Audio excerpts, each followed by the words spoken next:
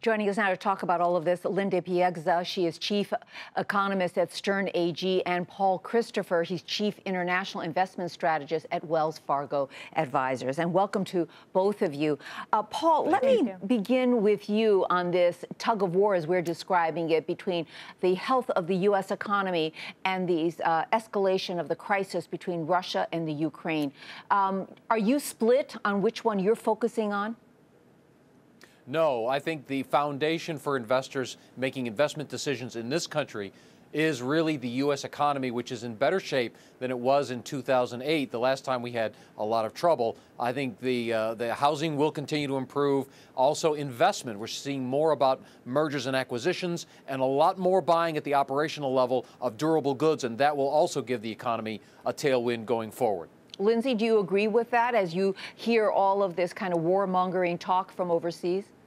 I do agree. I think investors right now are certainly paying attention to what's happening on the global markets, but the focus right now is very much what's happening in the U.S. economy.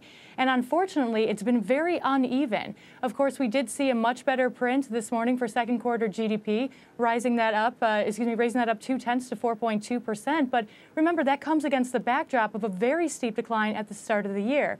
So investors right now are trying to figure out which one really tells the story, the health of the labor market and the economy in general. Now, going forward, we've already seen that declining trend in consumption carry forward into the third quarter. And so I think a lot of investors are really trying to glean exactly where the improvement is going to come from if we do continue to gain ground in the second half. Let me ask you this, Paul. You probably heard President Obama late this afternoon talking about the whole situation in Russia.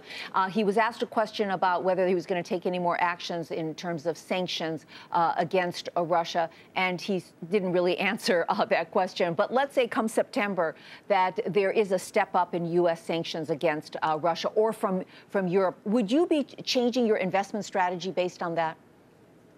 Possibly. The main risk all along has been that Russia would infiltrate Ukraine to such a degree that Europe and the United States would be left with no choice but to impose the maximum level sanctions, which so far they've avoided. Now, we've heard the president and Chancellor Merkel say that they're going to huddle up this weekend and start thinking about what to do next, how to respond. And it is possible that they would jump to that level of maximum sanctions on the Russian, especially on the Russian energy sector.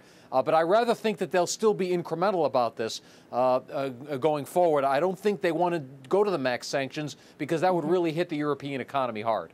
And Lindsay, if that were to hurt the European economy, what kind of ripple effect would that have here in the U.S. for big U.S. international companies? That's a great question, because that really is where I see the largest impact in breaking down the trade barriers, or excuse me, the trade relationship between Russia and the European economies. That will certainly restrict European growth, which is already very fragile. And if we continue to see that, well, that will certainly dampen then European demand for U.S.-made goods.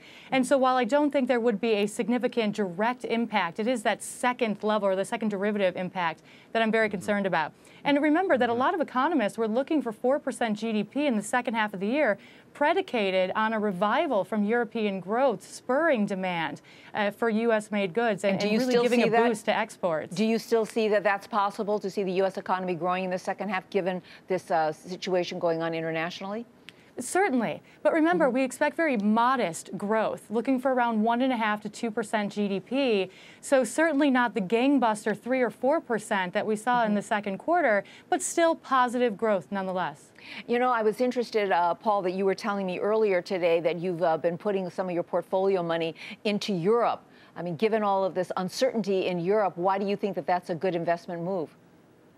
Well, principally because we think this conflict will be limited and it will be transitory. We think ultimately Russia will manage to keep leverage in Ukrainian politics, enough leverage to have some influence there. That's all the Russians really seem to want anyway. They seem to have achieved that. The Ukrainian military really is, I think, not going to be able to kick the Russians out. I don't think the Europeans will go for full max level sanctions. I could be wrong there, but I don't think they opt that course. And with that said, I think eventually this conflict becomes more localized and eventually falls off investors' radar screens. And with that in mind, I think then the sell-off that we've been seeing in Europe becomes a buying opportunity, a real value opportunity for economies that will do better in the future. All right. Thank you both so much for your comments and analysis. Appreciate it. Lindsay Piegza at Stern AG and Paul Christopher from Wells Fargo Advisors.